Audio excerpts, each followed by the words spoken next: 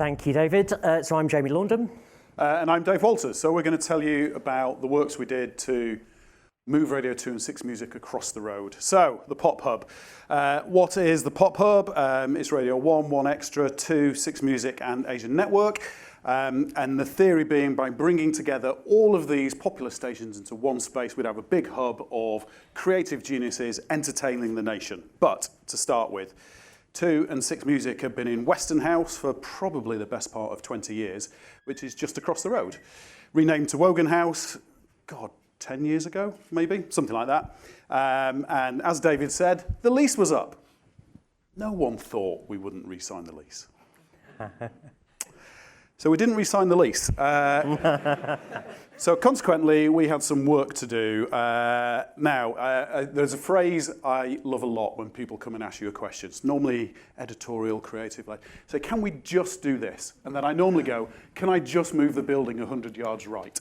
So what we're doing is just moving 6 Music and Radio 2 100 yards right. So, like I said, these stations, these two services have been in Wogan House for quite a long time. They were very much designed around that kind of 90s, 2000 concept. You will recognise some of these kind of studio spaces, outboard kit, DHD mixers, still in support, other providers are available.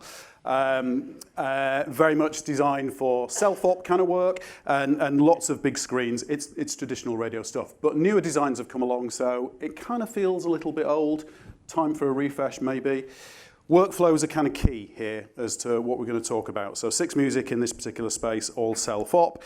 Here is a Radio 2 control room. So some of you probably know, but Radio 2 operates either as self-op, where the presenter drives and runs their own program, or we operate in a control room studio manner, and sometimes we call it over control. So basically, the presenter in the studio thinks they're in charge and they've got knobs and buttons to make stuff happen, but actually the control room on the other side of the glass can do some corrections, maybe assist in some of the more complicated junctions. Perhaps you've gone to the loo and forgotten to come back, that kind of thing.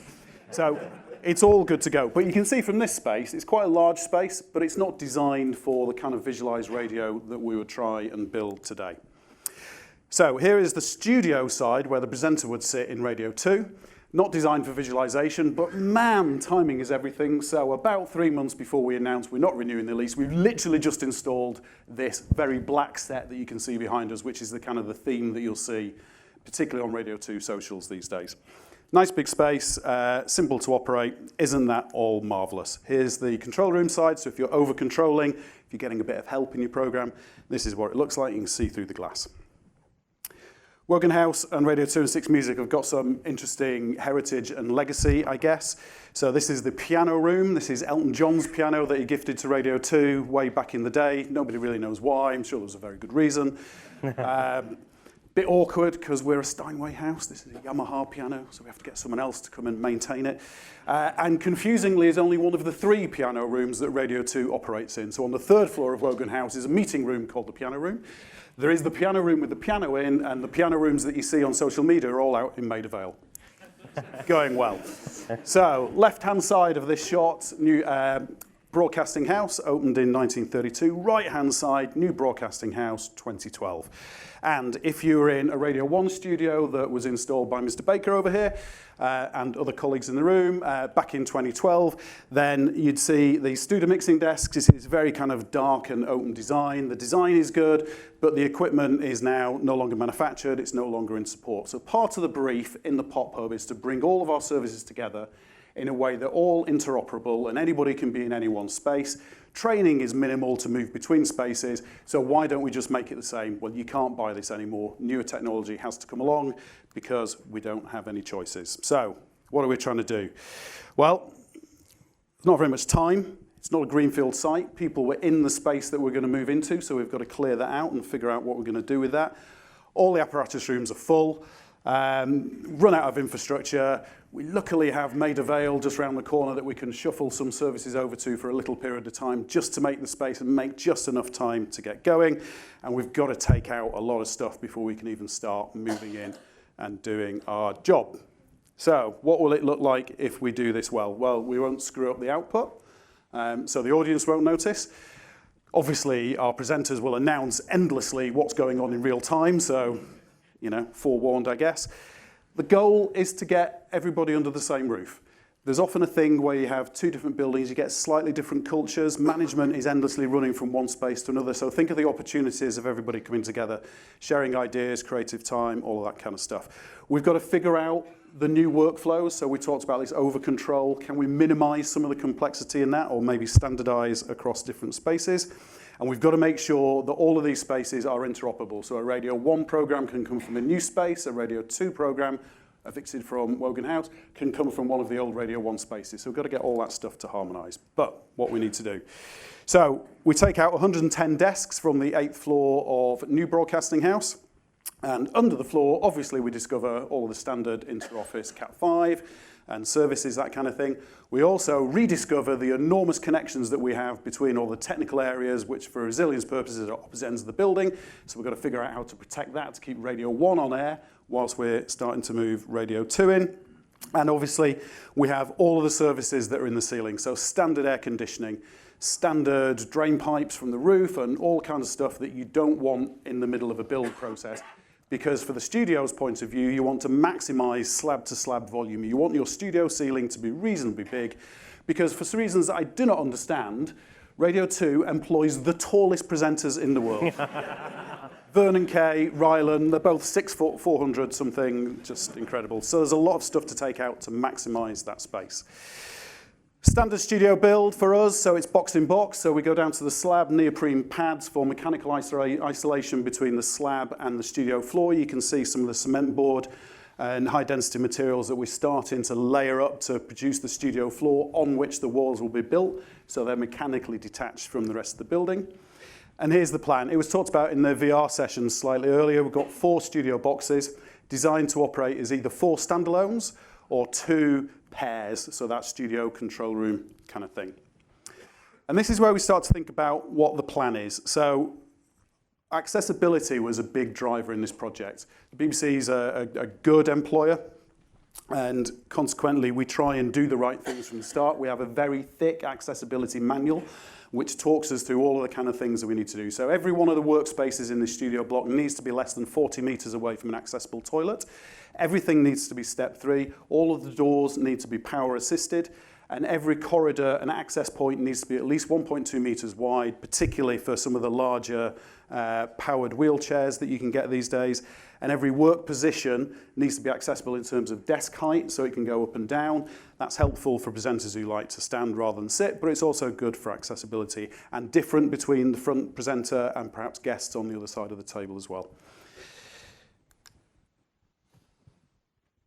And then you get into the actual accessibility of some of the actual kit. So with most of our playout systems and studio computers, you can overlay some tools, you can deploy high contrast modes on the screen to help people with visual disabilities to really understand what's happening, but it is quite hard to do. So one of the choices we made quite early on was to put a USB-C connection in every presentation position, and the purpose of that is if a person has accessibility challenges, they're very good quite often at tailoring their own laptop to be accessible. So do we go through all of the work of making every single service and screen fully accessible? Where we can, we do.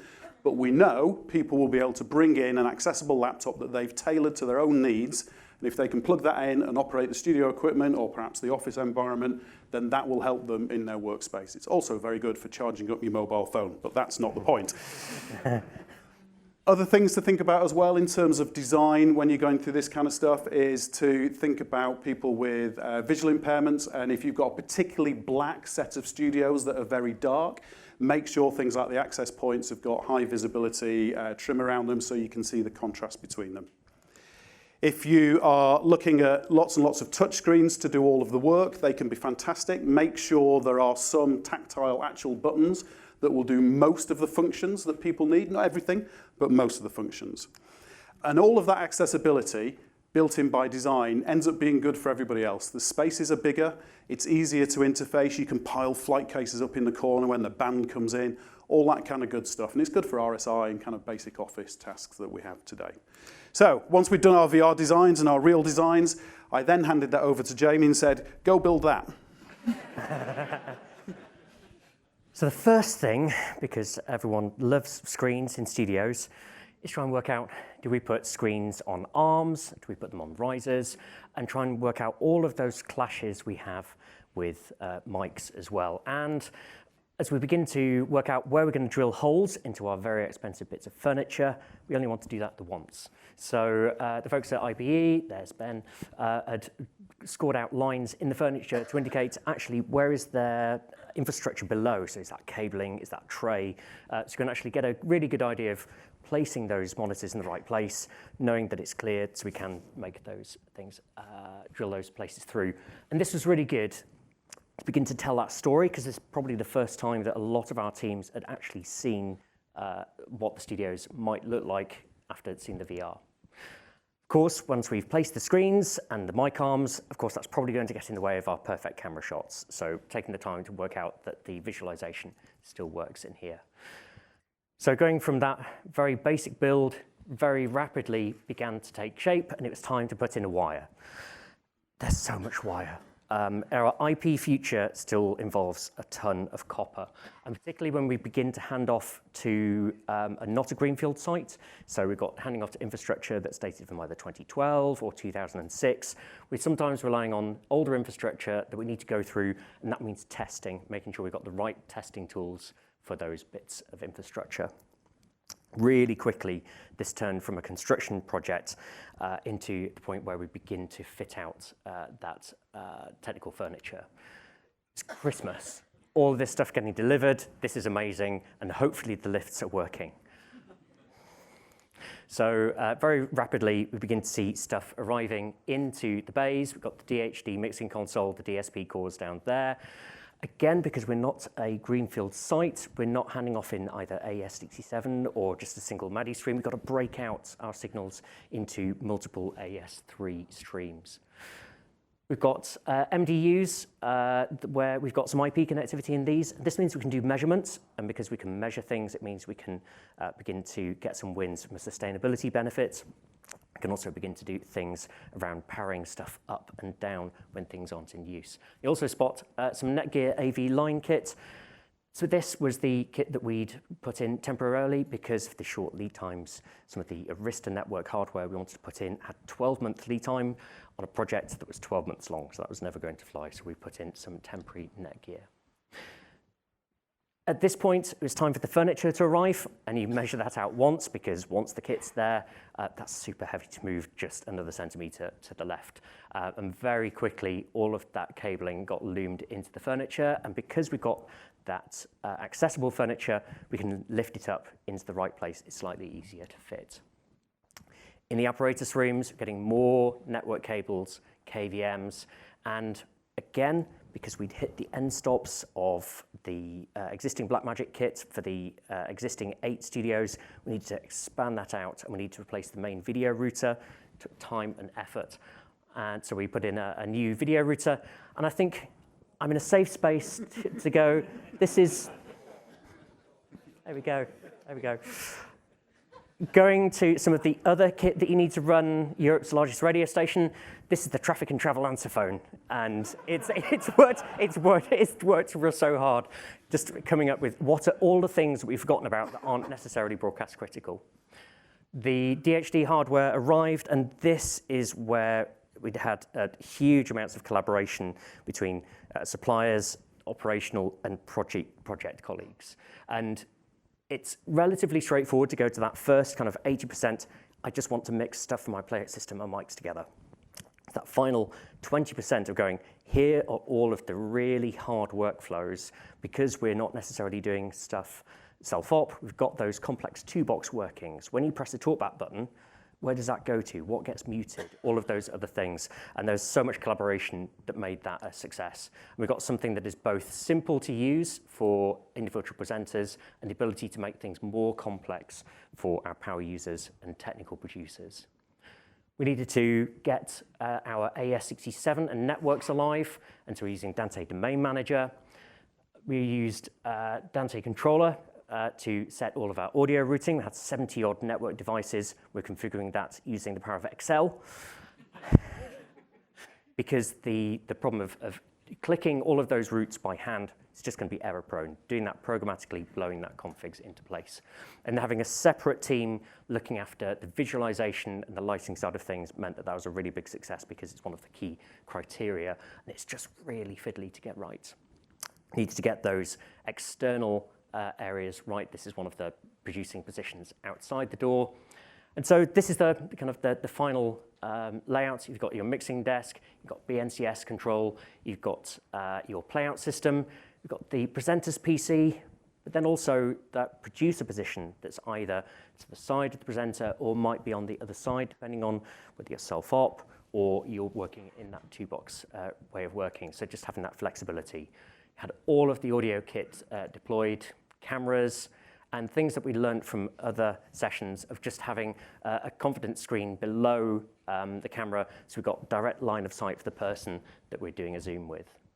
We've got IDS for clocks and lamps and all of that needed configuration and driving all of the branding screens and DMX control for all of the lighting and branding. And then finally, things that we've had in the Radio 1 studios, the ability to do your DJ mix show, but yet also be able to do your link mid-show and then do your drops at during the breakdown, all on the touchscreen.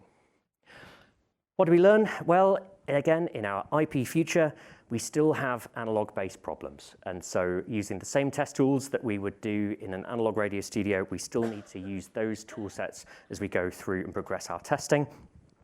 And working with vendors, as we found certain devices dropped AES CT7 compatibility mode once they've been enrolled in Dante Domain Manager, and just various things, patching stuff, because the things that comes out of the box aren't necessarily the thing you want to put into production use.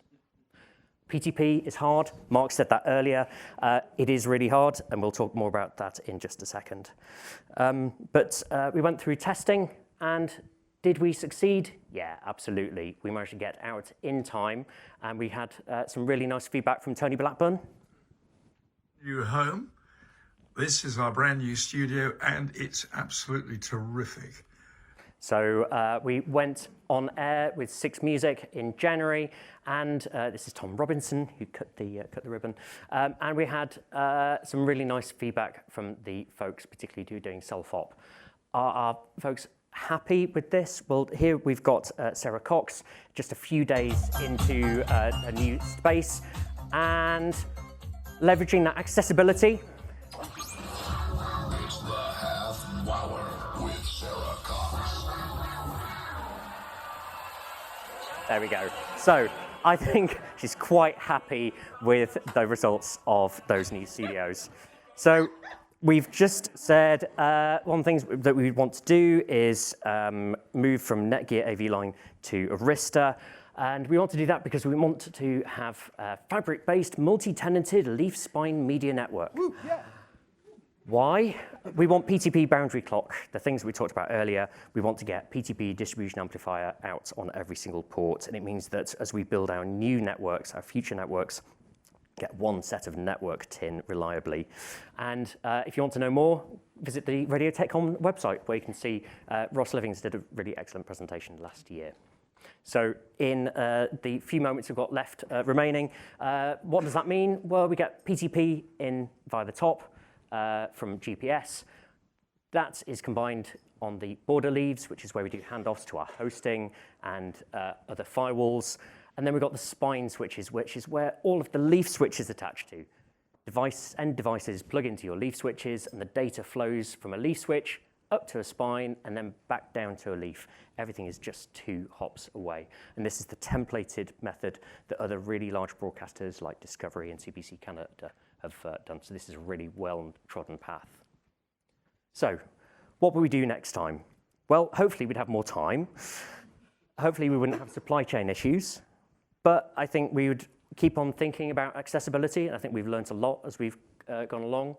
Turns out that nobody likes touchscreen light switches, and that's certainly one of the things that is not accessible. And I think more testing around the network and being able to not have to re-engineer your network whilst you're on air.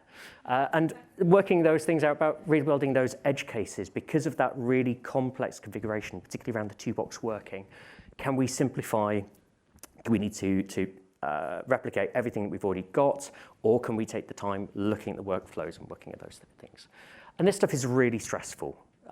It's really time constrained, and people worked really, really, really hard to deliver this. So, a massive success for IP systems integrator, suppliers, architects, project managers, and systems engineers who are brilliant, who are in this room, operations teams, support teams, presenters, producers. It was a real team effort. So thank you to those folks for pulling this out of the bag. Thanks for listening.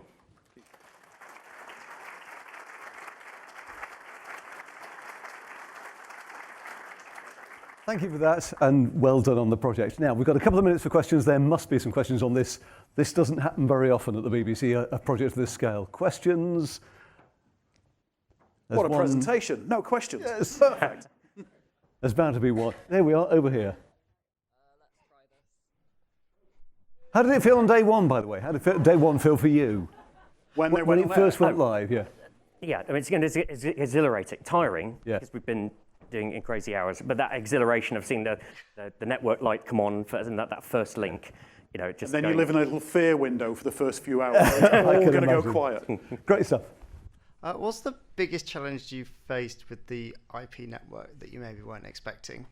Because a lot of it is, you think of it in terms of the corporate network brain and switching over to the more broadcast things, whereas broadcast engineers, we want stuff differently to what network engineers want. What's the biggest challenge that you found in that area? Sure. So I think we've been on the media network path for quite a long time, and I think we've just got a new strategy about having that converged network, and it has taken a little while to take people on that journey to go, actually, it's okay that this is one lump of tin, and that this is the way that the aviation industry, the ISPs have been doing forever in a really super secure way. But it just means that we need to get the support structures right, and I think that's the key: support structures and monitoring. I mean, the other thing to say is that things like your network switches, you're probably on a 10-year life cycle with them. That's your support contract might not say that, but you'll probably burn them for about 10 years. The capability of the kit now compared to 10 years ago is incredible. So we might have split networks for performance purposes because we didn't want any of that office traffic on our media network. They can move so much data at such speed that actually it's just about permissions and routings. It's not about capability anymore. Dave, oh, sorry, really quickly, Steve. The 2012 studios had mic booms from the ceiling. Hang on, speaker coming. The 2012 studios seem to have mic booms coming down from the ceiling. These ones don't appear to have that. What are the trade-offs of both options? So I think that changed relatively recently. I think that the approach to mic location has changed a couple of times, particularly as camera positioning, camera size has changed over. I think that's been iterated over time. I think as ever, the ideal place from an audio perspective is that you want your microphone just here, and that's exactly the wrong place to have it for your camera. And the mic arms get in the way of all your screen clutter, and that's part of doing the hard work of laying that out is teasing those out before you've drilled those holes. Great stuff. We really need some evolution of the human body. That would be helpful. Great stuff. Thank you, Thank you so Jamie much. Thank you and Dave. Way.